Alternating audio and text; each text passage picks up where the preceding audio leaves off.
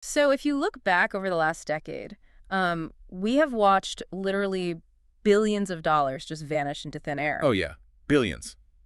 Easily. And it's not, well, it's not through bank robberies or, sophisticated corporate espionage in the traditional sense. Right. No one is tunneling into a vault. Exactly. It's happening through exploited smart contracts, compromised cryptographic keys, and honestly, just spear phishing attacks targeting really exhausted developers. Which is, I mean, that's the reality of the industry right now. Yeah, because the crypto space has operated for a long time on this cypherpunk ethos of code is law, right? Yes. But we are increasingly seeing that when the code has a typo, the law is completely unforgiving to the user. Like your money is just gone. It's an environment where the attack surface is completely asymmetrical.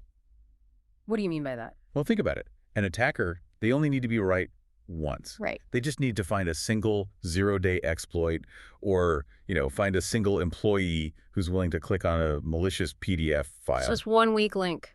Exactly. Yeah. But the defender, they have to be right 100% of the time across every single layer of their architecture. Which is, that's incredibly daunting. And that asymmetry is exactly why we're doing this deep dive with you today. I'm excited to get into it. Yeah, because we are looking at how one specific jurisdiction is engineering this legal and technical fortress to stop those attackers. The Dubai Virtual Assets Regulatory Authority. Right, VARA. Specifically, we're unpacking their Technology and Information Rulebook. Which is a fascinating piece of regulation. It really is. It's basically the blueprint for how Dubai is trying to definitively tame the Wild West of digital assets. So if you're listening, I want you to think of VARA as this ultra-strict building inspector for a futuristic digital city. I like that analogy. Thanks. Because before a crypto business can open its doors to the public, it has to pass this incredibly rigorous set of technical codes. Yeah, and to be clear, to operate a virtual asset service provider, or a VASP, as they call it under VAO. And that could be an exchange, a custodian, a broker, right. Exactly, any of those. You are required to pass this specific tech rulebook. And we are talking about the raw machinery of a crypto business here. Right, the plumbing. Yes, the plumbing. Yeah. This isn't about marketing rules or financial capital requirements. VARA is totally separate rule books for those things. Right. This is the technology and information module. Purely cybersecurity, operational resilience, and cryptography. Which is fascinating because normally regulators, they stay out of the server room. They really do. Usually it's just about financial outcomes. Yeah, they tell you what your capital reserves need to be and not how to configure your developer workstation. Right. But VAR is taking a fundamentally different approach. They mandate what they call a defense-in-depth strategy.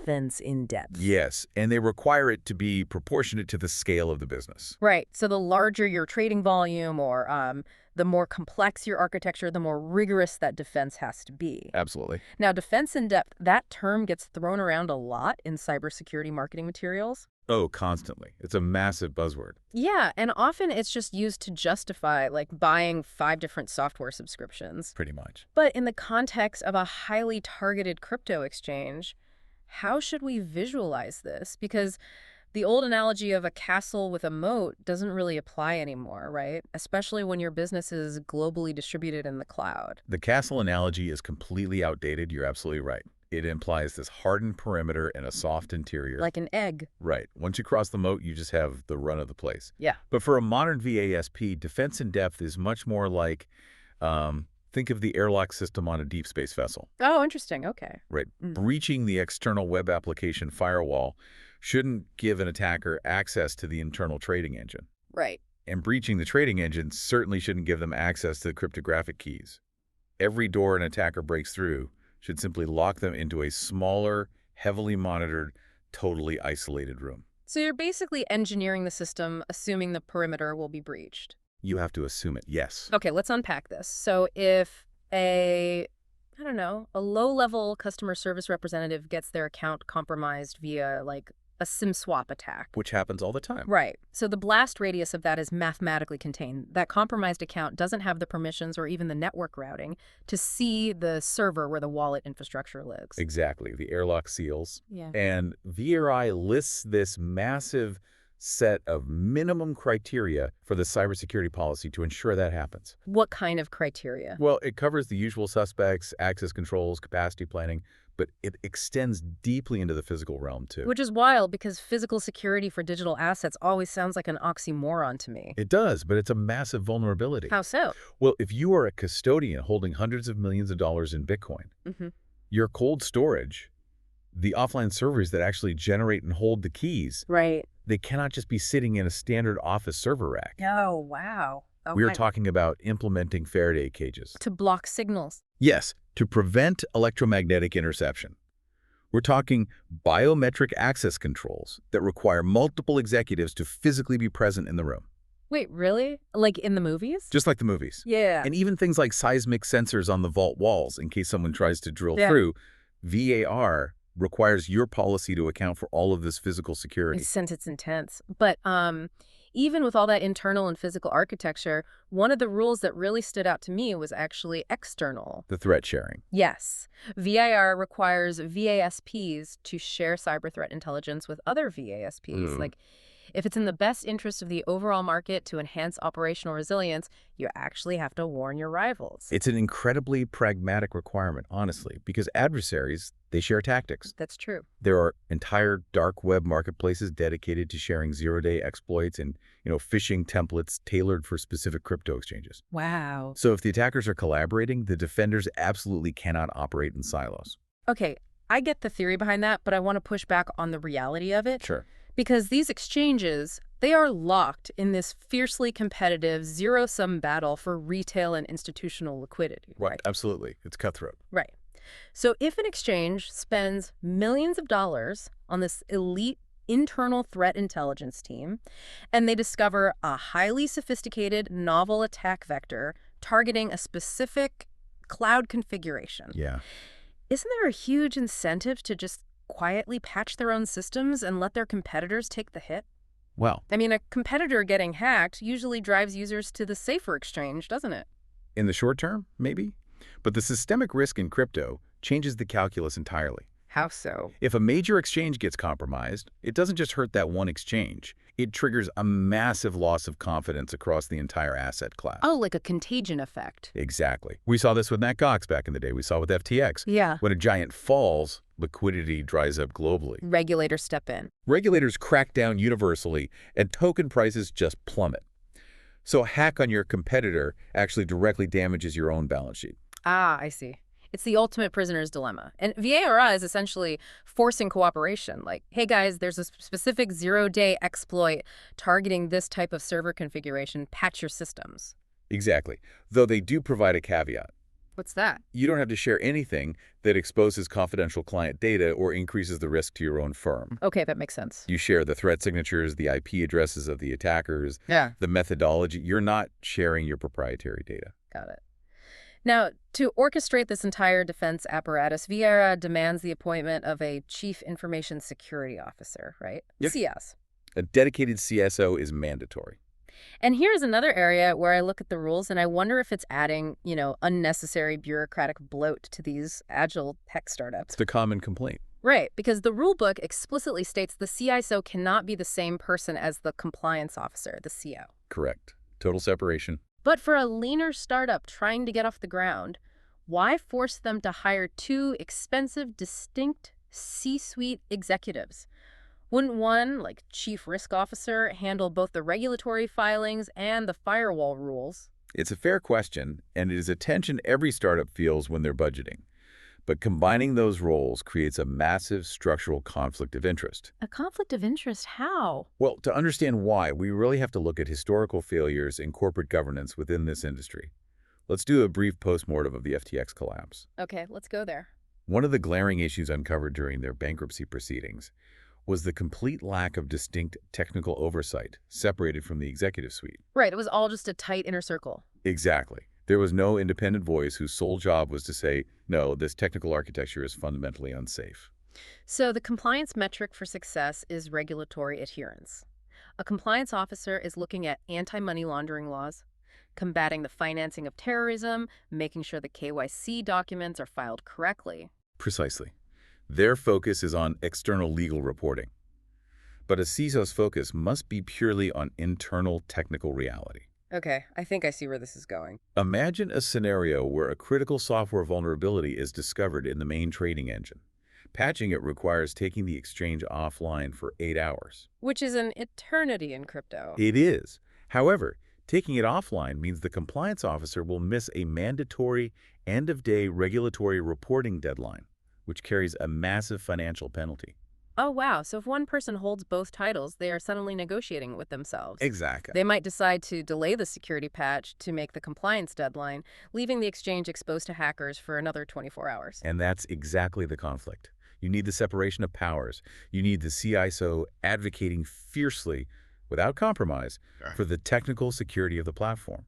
It creates a natural, healthy tension with the compliance officer. That makes total sense when you frame it like that. Interestingly, though, VI does allow the CISO to also act as the data protection officer, the DPO. They do, yes. Which makes sense because protecting user privacy and securing the database from external breaches are highly aligned objectives. You really can't have privacy without security. Exactly. So, okay, we have the governance structure, we have the CISO installed, the airlocks are built, but the entire purpose of this fortress is to protect the actual assets. The keys to the kingdom. Right. And in crypto, the assets aren't files in a database, they are cryptographic keys. This is the core of the technical challenge. Whoever controls the private keys controls the underlying assets on the blockchain. It's that simple. It really is. And VR's mandate here is absolute. There can be no single point of failure in accessing or knowing about virtual assets. Okay, so let's talk about how you actually engineer a system with no single point of failure. Because in the legacy banking system, if a rogue employee wires $50 million out of the bank calls the clearinghouse, Right. They call the Federal Reserve, and they just reverse the transaction. The database is updated. It's reversible. But in crypto, once the transaction is cryptographically signed and confirmed on the blockchain, it is immutable. The money's gone. Which is exactly why the authorization to sign that transaction cannot reside with one person, or even one machine. So what's the solution? VARA specifically requires what are called M of N signature standards. Often known as multi-sig, right? Yes, multi-sig, for all high-value operations. For you listening who might be building in this space or evaluating these systems, let's break down the mechanics of M of N. We hear the term constantly, but how does it function as a security primitive? Sure. So N represents the total number of authorized key shards, or signers, in existence for a specific wallet. Okay. And M represents the minimum threshold of those shards required to cryptographically execute a transaction. Give me an example. So in a 3 of 5 multi-sig arrangement, you have 5 potential keys. You might give one to the CEO, one to the CISO, one to a trusted third-party custodian. That's 3. One is locked in a physical vault, Yep. and one is held by the lead engineer. Okay, so 5 keys total. Right. To move funds, any 3 of those entities must independently sign the transaction. It's like launching a nuclear submarine. You need 2 keys turned simultaneously at opposite ends of the room. That's a perfect analogy, yes. To illustrate why this is so critical, we just have to look at the Ronin bridge hack back in 2022. Oh, a classic example. It was one of the largest DeFi exploits in history, costing over $600 million. Massive. And Sky Mavis, the company behind the Axie Infinity game, they were using a multi-sig setup. They had 9 validator nodes, and they needed 5 signatures to approve a withdrawal, a 5 of 9 system. On paper, that sounds incredibly robust. But the vulnerability was in how those keys were distributed, wasn't it? Yep. Because Sky Mavis controlled 4 of the 9 keys internally, and the attacker managed to spearfish a Sky Mavis engineer. Famously, with a fake job offer sent over LinkedIn. Right, a malicious PDF. The malware compromised the company's internal systems, giving the attacker access to all 4 of those internal keys. So they only needed one more. Exactly. And because of a previous poorly documented technical arrangement, Sky Mavis's systems still had lingering authorization to use a 5th key held by the Axie DAO. Which is just a catastrophic oversight. Totally. The attacker leveraged that back-end access, got the 5th signature, and just drained the bridge. And that case study is exactly what VARA's rulebook is designed to prevent. Right. It's not just about having a multi-sig protocol in the software. It's about the geographic, physical, and organizational distribution of those key holders. Because if they're all in the same office. Right. If 4 of your keys can be compromised by a single infected PDF on a single company network, You don't actually have a 5 of 9 system. You effectively have a single point of failure. Which brings us to how these keys are generated and stored in the first place. VARA expects VASPs to use hardware security modules, or HSMs. Yes, HSMs are mandatory where possible. Explain what those are for the listener. They are tamper-resistant physical devices that generate keys in a completely isolated environment. You can't just run a Python script on your MacBook to generate the wallet seed phrase for the company's cold storage. Right, because the MacBook could be compromised. Exactly. The HSM does the cryptography entirely within its own secure chip. And you also have to back up that seed phrase, right? The master recovery password. Yes. If the HSM is destroyed in a fire, you need the seed phrase to recover the funds. But VARA dictates that this seed phrase must be split or controlled so that no single employee has access to the entire backup. Correct. And this is where we get into some really fascinating cryptography, like Shamir's secret sharing. Yeah, I love this part, because it's not just taking a piece of paper with 24 words on it and cutting it into 3 pieces with scissors. No, definitely not. Because if you just cut the paper into 3 pieces and I steal 1 piece. You now know 8 of the 24 words. Exactly. I have reduced the cryptographic entropy. It makes it significantly easier for me to brute force the rest of the phrase using a computer. So how does Shamir's secret sharing fix that? It uses polynomial interpolation. Okay, we are getting into the weeds, but this is the exact level of engineering VARI is demanding. Break it down for us. I'll keep it brief. Basically, it plots a mathematical curve. Mhm. To know the curve, which represents the secret key, you need a specific number of points on that curve. Like coordinates. Right. Right. You can distribute dozens of these points to different people. If the threshold is set to 3, any 3 people combining their points can perfectly reconstruct the curve, and therefore the key. Okay. But here's the magic. If a hacker only compromises 2 people, they have 2 points. In mathematics, an infinite number of curves can pass through 2 points. Oh, wow. Therefore, having 2 points gives the hacker absolutely zero partial information about the final secret. It is mathematically secure. It's brilliant. It really is. But let's bring it back to the human element, because the tech industry has notoriously high turnover. Very true. What happens when the lead developer who holds one of these mathematically secure key shards gets a better offer at a rival firm and just quits on a Tuesday? VA's key holder lifecycle requirements address this directly. Okay. There must be formal procedures to instantly revoke access. And if there is even a suspected compromise of a key, say that developer lost their laptop in an airport 2 days before they quit. Right. You can't take chances. Exactly. The VASP must have a rapid key rotation capability. Meaning they just change the locks. Precisely. They instantly generate a new underlying master key, move the funds to the new architecture, and distribute new shards, rendering the old ones mathematically useless. Wow. Okay, so you can build the most secure key architecture in the world, but if the software those keys interact with is flawed, you're still doomed. Completely doomed. And this is where I think VAA introduces the most profound culture clash for crypto-native developers. You're talking about smart contract security. Yes, because it is a complete paradigm shift. The original ethos of crypto development was deeply intertwined with Silicon Valley's move fast and break things motto. Right. You write a smart contract, you deploy it to Ethereum, and if there's a bug, you deploy a patch. But in crypto, a bug isn't a glitchy user interface. A bug in a smart contract is literally a digital vault door swinging wide open. Yes. We saw this with the DAO hack way back in 2016. Oh, yeah. A simple reentrancy vulnerability allowed an attacker to drain millions of Ether. It's fascinating that VARA is intentionally slowing down the deployment pipeline to kill that move fast mentality. They don't just trust the code. No, they require rigorous verification before a smart contract is ever pushed to a live network.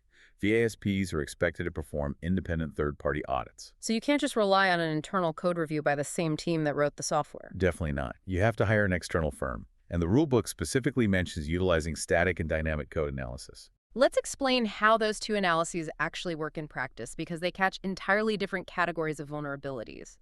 Let's start with static analysis. Sure. So static analysis examines the code without executing it. It parses the source code, say, written in Solidity, and it builds what's called an abstract syntax tree. Okay, a map of the code. Right. It analyzes the flow of data and control to look for known vulnerability patterns. It's checking the architecture of the code against a massive database of historical exploits. So it's looking for the mistakes people have made before. Exactly. It can mathematically prove if a specific variable can ever be manipulated into an unsafe state, like an integer underflow or those reentrancy loops you mentioned. It's kind of like a structural engineer looking at the blueprints of a bridge and calculating that the steel beams are too thin to support the expected weight before the bridge is even built? That is exactly what it is. Okay, so that's static. What about dynamic analysis? Dynamic analysis, on the other hand, is executing the code in a sandbox or a testnet environment. Actually running it. Yes. And this often involves a technique called fuzzing. Fuzzing? Yeah. Use automated tools to throw massive amounts of random, invalid, or just totally unexpected data at the compiled bytecode of the smart contract Just to see what happens. to see if you can force it into an edge case failure. So you're basically just hitting the smart contract with a hammer from 1,000 different angles to see what breaks. That's a great way to put it. And only after it survives the internal review, the external audit, the static analysis, and the dynamic fuzzing can it finally be deployed. It really elevates crypto development to the same level of safety critical engineering we see in, like, aviation software. Because the financial stakes are comparable. Truly. But as you know, audited code still lives on servers, Uh-huh. and servers are managed and attacked by humans. The infrastructure layer. Right. A smart contract might be perfectly secure, but if the web interface used to access it is compromised, the user still loses everything. Exactly. So how do you prove this audited infrastructure actually survives a real-world siege? That brings us to stress testing the fortress. VARA requires the standard baseline, of course, annual penetration testing, quarterly vulnerability assessments, continuous automated scanning. Table stakes. That's right. But the crown jewel of their testing mandate is what's called threat-led penetration testing. TLPT. Yes. This is where the regulator stops taking your word for it. Mm-hmm. VARA can formally notify a VASP that they're required to undergo a highly advanced intelligence-led red team test. Here's where it gets really interesting. For those unfamiliar with the term, a red team isn't an automated software scanner looking for out-of-date plugins. No, not at all. The VASP has to hire a team of elite ethical hackers, often former intelligence agency or military cyber operators. The best of the best. And their mandate isn't to look for bugs. Their mandate is to achieve a specific objective, like steal the client database or gain unauthorized access to the hot wallet infrastructure. Right. They attack the live production systems of the company. They mimic the exact tactics of advanced persistent threat groups, like Lazarus. They will map the organization's footprint. They'll try to spearfish executives. They'll try to bypass multi-factor authentication using session hijacking. They'll look for misconfigured AWS buckets. It is a live-fire exercise. But wait, attacking a live financial exchange sounds incredibly reckless. What if the red team accidentally drops a production database? Or triggers an automated failsafe that halts trading for millions of users? That is the delicate tightrope of TLPT. The rulebook installs strict risk mitigation guardrails. Okay, like what? The red team must prove the attack path without executing the final destructive payload. They cannot extract, alter, or destroy actual client data or assets. So they just proved they could have done it. Yes, if they breach the core database, they take a screenshot of the directory structure to prove they have root access, and then they stop. Okay. The goal is to prove they could cause catastrophic damage, allowing the VASP to close the vulnerability before a real threat actor finds it. But here's where the reality of modern cloud architecture complicates this rule immensely. The supply chain. Yeah. Very few crypto exchanges own their own physical servers anymore. They're built on Amazon Web Services, Google Cloud, or Microsoft Azure. Right. They use third-party custody solutions like Fireblocks. So if I'm a VASP and I'm ordered to conduct a TLTT, I can't just tell a red team to launch a denial of service attack or attempt to breach the hypervisor level of an AWS data center. Amazon security teams will immediately shut that down. Right. And I'd likely violate my terms of service. VAR explicitly addresses this supply chain complexity. If a VASP relies on a third-party technology service provider, that provider may have to enter into contractual arrangements to be part of the TLPT. Wait, so the VASP has to go to a massive multi-trillion-dollar cloud provider and say, hey, my Dubai regulator says my red team needs permission to attack your infrastructure because we host our platform there. Good luck getting AWS legal to sign off on that. I know, it is a massive point of friction. However, VAA does provide a carve-out. Okay, what is it? The third-party provider can directly contract with the external tester, or they can provide evidence of their own equivalent independent red team testing. Oh, that makes more sense. Right. especially if participating directly would compromise other clients' data confidentiality or impact the wider market. It acknowledges the reality of shared cloud environments. But it refuses to let the VASP use its stored in the cloud as a blanket excuse to avoid testing. Exactly. It forces the VASP to take ownership of their vendor's security posture. Which transitions us perfectly to the next critical vulnerability. You can audit the smart contracts, you can red team the servers, but your architecture is only as secure as the laptop of the developer writing the code. The human element. Yeah. And specifically the highly distributed nature of the modern crypto workforce. These companies rarely operate out of a single office building anymore. Right, they're solely remote. You have developers in Lisbon, marketing in Singapore, and DevOps engineers in Buenos Aires, all connecting to the same core infrastructure from various local networks. Securing that perimeter is a nightmare. A developer sitting in a coffee shop in Lisbon using public Wi-Fi. I mean, that is a massive attack vector. Which is why the Rulebook outlines specific developer workstation standards. Mandatory endpoint protection and network segmentation are table stakes. Okay. But the critical rule here is the strict prohibition of direct production access from standard developer workstations. Let's walk through the mechanics of why that matters. Because if a developer uses the same laptop to browse Twitter, read personal email, and push code updates to the live trading engine, the risk of cross-contamination is immense. Absolutely. If they accidentally download malware from a phishing email, that malware now resides on a machine with direct cryptographic credentials to the production servers. Exactly. The malware simply rides the developer's authenticated sessions straight into the core infrastructure. Wow. So VARA mandates a structural air gap or incredibly strict access management controls. A developer might have to log into a secure, heavily monitored virtual desktop infrastructure, a VDI. Like a remote computer. Yes. And that VDI has no internet access, and only from that environment can they access the production servers. And securing those systems fundamentally comes down to protecting the data within them. The VARA rulebook explicitly ties technical security to data privacy laws. Yes, the PDPL. Right. VASPs must comply with the UAE's Federal Decree Law number 45 of 2021 on the protection of personal data. The crucial aspect of the PDPL integration is its extraterritoriality. Meaning it applies outside of Dubai. Right. The VASP must comply with UAE data protection standards, regardless of where the data is actually stored globally. You cannot simply host your client database on servers in a jurisdiction with lax privacy laws to avoid compliance. But I want to explore the technical friction of applying a data privacy law like the PDPL to a blockchain company. Okay, let's do it. Because privacy laws typically include the right to be forgotten, right? A user can demand that a company delete all their personal data. How on earth does a VASP comply with that when the very nature of a distributed ledger is that data is mathematically immutable? You cannot delete a transaction from the Bitcoin blockchain. It's a great question. It forces VASPs to architect their data storage meticulously. A VASP cannot store personally identifiable information PII, like names, addresses, or passport scans, directly on the blockchain. Okay, so where does it go? They must store that data off-chain in traditional centralized databases. Those databases can be modified or deleted to comply with the right to be forgotten. And the blockchain just has the transaction data. Exactly. The blockchain only records the cryptographic hash of the transaction or a pseudonymized identifier.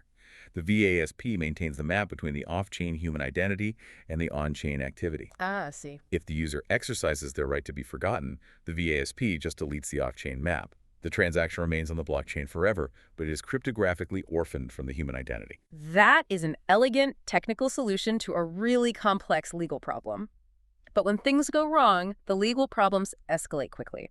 Which brings us to the 24-hour rule. One of the most demanding standards in the entire framework. Under Part 2, Section C, if there is a material cybersecurity event or a breach of personal data, the VASP has exactly 24 hours to notify VARA. Just 24 hours. I want to walk through a hypothetical timeline of a zero-day exploit for you listening, just to illustrate how insane a 24-hour window is in the real world of incident response. Please do. It's intense. Okay, hour 0.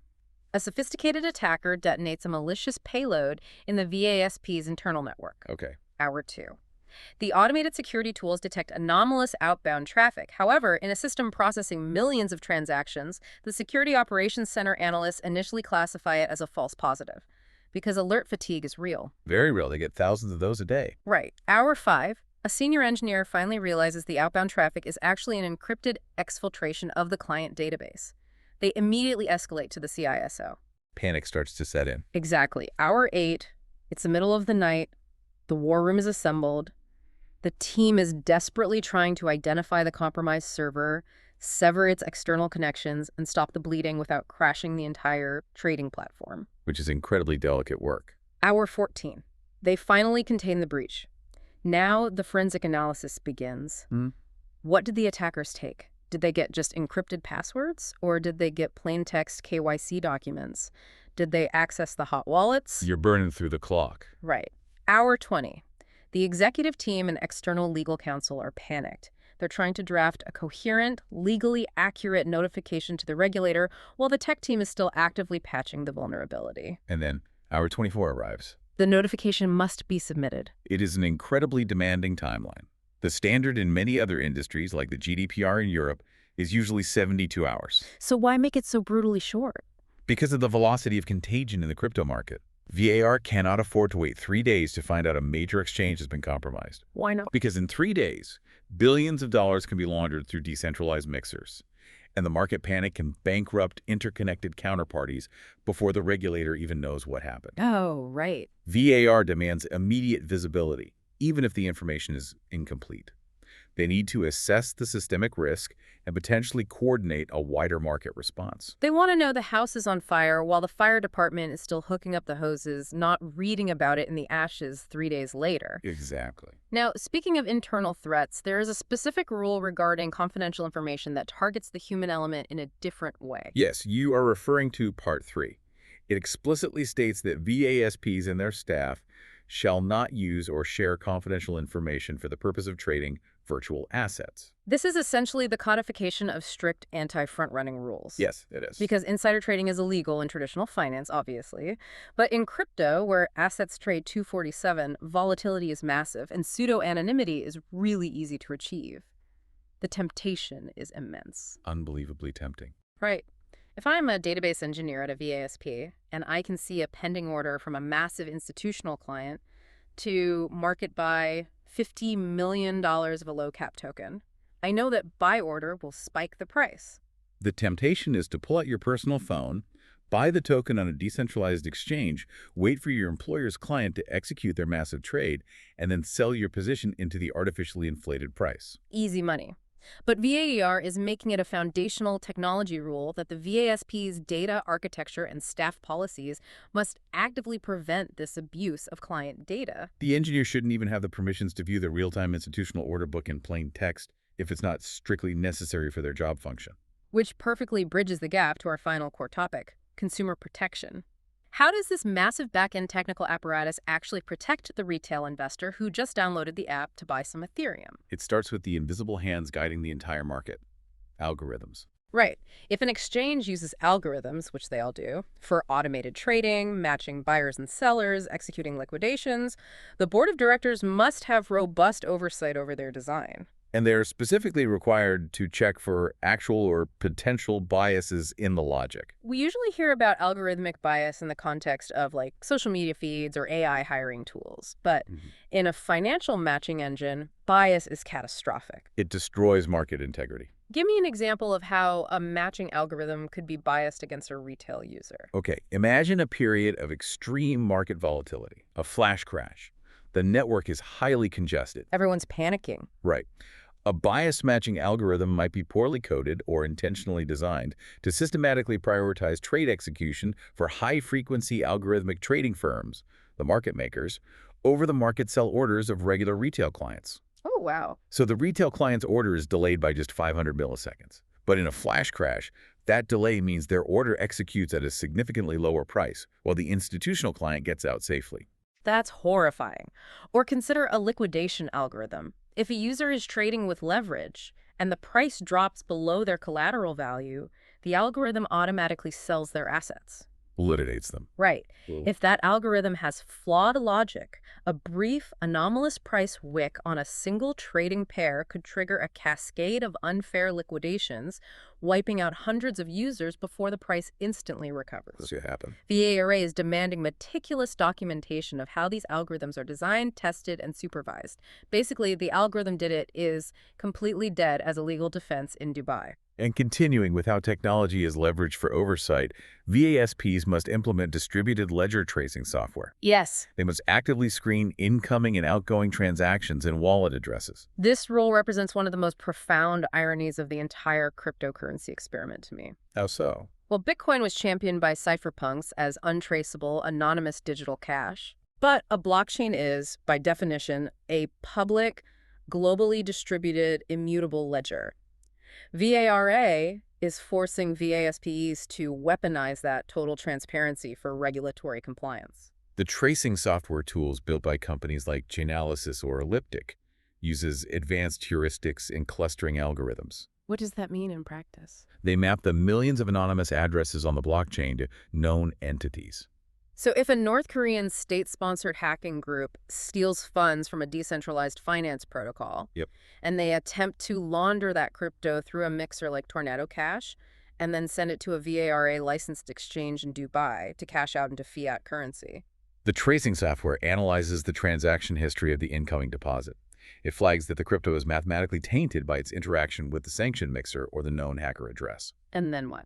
The VASP's automated systems instantly freeze the deposit and alert the compliance team to file a suspicious activity report. The underlying technology of crypto is being used to track bad actors in real time, far more effectively than you could ever track physical cash in suitcases. But VAR also requires controls at the point of withdrawal to protect the consumer from their own compromised accounts. Yes. Schedule 1 outlines strict withdrawal controls, including tiered limits, cooling periods, and address whitelisting. Address whitelisting is perhaps the most effective consumer protection tool against account takeovers. Explain how it works. It means you can only withdraw crypto to an external wallet address that you have previously pre-approved on your account. Okay, but I want to discuss why VAR specifically mandates multi-factor authentication, not just for logging in, but specifically for the action of adding a new address to that whitelist. Because of session hijacking. Right, because a tech-literate user might say, I already used MFA to log in, why do I have to do it again to change my withdrawal address? Right, but if an attacker uses malware to see doesn't require a second out-of-band authentication,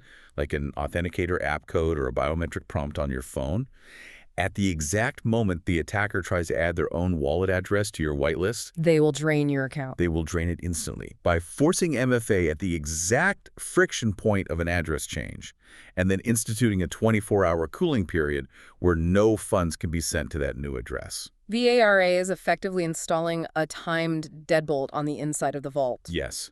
Even if the thief steals your key and gets inside, they have to wait 24 hours to take the money out. It gives you time to realize you've been compromised and freeze the account. It's an intentional sacrifice of the instantaneous, frictionless nature of crypto in exchange for institutional-grade security. It absolutely is. And finally, we have to talk about concentration risk.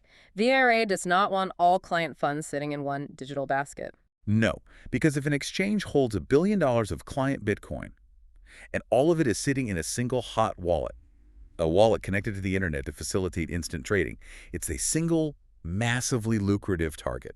Honeypot. It's a digital honeypot that will attract every state-sponsored hacking group on the planet. So VASPs must heavily utilize cold storage, offline servers. But VAR takes it a step further. They mandate the physical distribution of the servers, storing information through which wallets can be accessed. You cannot have all your cold storage devices or all your backup seed phrases stored in a single physical bank vault. Why not? If there is a fire, a natural disaster, or a coordinated physical heist at that location, the company loses its ability to access client funds. Oh, right. The infrastructure must be geographically distributed. If a data center in one city goes offline, the VASP must be able to securely reconstruct the keys and access the funds from a completely separate geographic location. It ensures true operational resilience. We have covered an incredible amount of ground today, from defense in depth and air-gapped workstations to the mathematics of Shamir's secret sharing, the friction of smart contract static analysis, the intensity of threat-led penetration testing, The brutal 24-hour breach notification window. and the weaponization of blockchain transparency for compliance. It is a phenomenal, exhausting amount of regulation focused entirely on the technological plumbing of these companies. It really is. So let's bring it all together for the listener. What is the takeaway here? If you are a founder looking to set up shop in Dubai, you have to completely recalibrate your business model. You really do. The compliance costs to hire a CISO, a DPO, independent smart contract auditors, and external red teams. They are immense. You cannot launch a lean two-person startup and hold client funds under this regime. And if you're a developer, the culture shock will be real. You are entering an environment governed by banking-grade security life cycles. Exactly. You will be operating in VDIs, your code will be delayed by external audits, and your algorithms will be scrutinized for bias by the board of directors. But if you are an investor or a retail user, this rulebook should frankly give you a massive sense of relief. Oh, absolutely. Knowing that your funds can't be drained due to a single point of failure in a multi-sig setup, knowing that your account is protected against session hijacking by mandatory address whitelisting, it makes this jurisdiction look incredibly appealing compared to offshore, unregulated exchanges where a single developer holds the master key on a sticky note. It forces the industry to mature. It brings verifiable trust to a technology that was originally designed to be trustless. Which brings me to a final thought I want to leave you with today. We started this deep dive talking about the cypherpunk roots of cryptocurrency. Right. The whole point of Bitcoin in 2009 was decentralization. No central points of failure, no middlemen, no central authority dictating who could transact. But as we see with VARA's technology rulebook, the path to mainstream legal global adoption requires the exact opposite. It really does. To make this technology safe for the masses, we are forcing companies to deeply centralize their security protocols, build massive corporate governance hierarchies, rely on third-party auditors, and submit to incredibly strict state oversight. The irony is striking. It is the ultimate paradox of the digital asset age. To make decentralized money safe, we are deeply centralizing its administration. Are we witnessing the necessary evolution of a chaotic technology, or is crypto simply becoming the heavily regulated traditional banking system it originally set out to replace? Something to think about. Truly. Thanks for joining us on this deep dive into the VAR technology rulebook. Stay curious. Steal the session cookie from your browser after you have already logged in using MFA. They bypass the login screen entirely. Exactly. They are already inside your account. If the VASP